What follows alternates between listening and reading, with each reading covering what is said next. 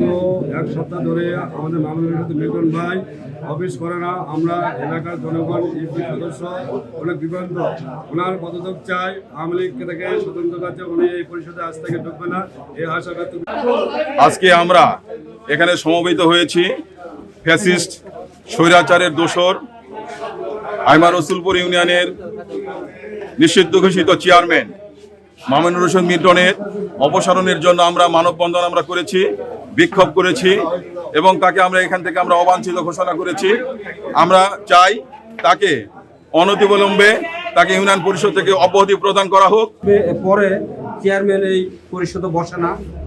আজকে নিবন্ধন এবং জাতি শংসাপত্র এবং ওয়ারেশনের ব্যাপারে মানুষ যে ভোগান্তি হচ্ছে, এই চেয়ারম্যান না থাকার কারণে ভোগান্তি হচ্ছে। চেয়ারম্যান তো পালাইছে। আমরা এই চেয়ারম্যানের অবসর চাই। নিষিদ্ধ ঘোষিত সরকার, নিষিদ্ধ ঘোষিত সংগঠনের মামুনুর রশীদ মিল্টন আইমা রসুলপুরের চেয়ারম্যান থেকে আমরা তাকে অবসর চাচ্ছি এবং তার কোনো দায়িত্ব কোনো কাজে আজ থেকে আমরা যেন না দেখি। ইউনিয়ন পরিষদে অবৈধ কাজ করে যেন এই সরকারের ভাবমূর্তি নষ্ট হয়, তাই আমরা এই আওয়ামী লীগের দোসরেরা বা এই আওয়ামী লীগের চেয়ারম্যান আর আমরা আইমা রসুলবাসী দেখতে চাই না। তাই আমি মনে করি এই চেয়ারম্যানের অবিলম্বে পদত্যাগ এবং এই চেয়ারম্যানের অবসরণ অবিলম্বে করা হোক।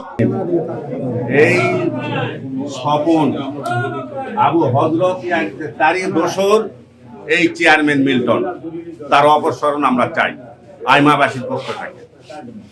মহান সংসদে যায় হযরত উপাধি দিতে আবু সাইদ আল মামুন স্বপন এমপি, তারই দোসর হচ্ছে মিল্টন চেয়ারম্যান, তার অপসারণ চাই আমরা, পদত্যাগ চাই। আইমা রসুলপুর ইউনিয়ন পরিষদের চেয়ারম্যান মামুনুর রশীদ মিল্টনকে আমরা পদত্যাগ চাই। পদত্যাগ চাই। মিল্টনকে আর আমরা এখানে দেখতে চাই না। আইমাবাসী ঐক্যবদ্ধ হয়েছে, ঘোষণা করলাম আমি।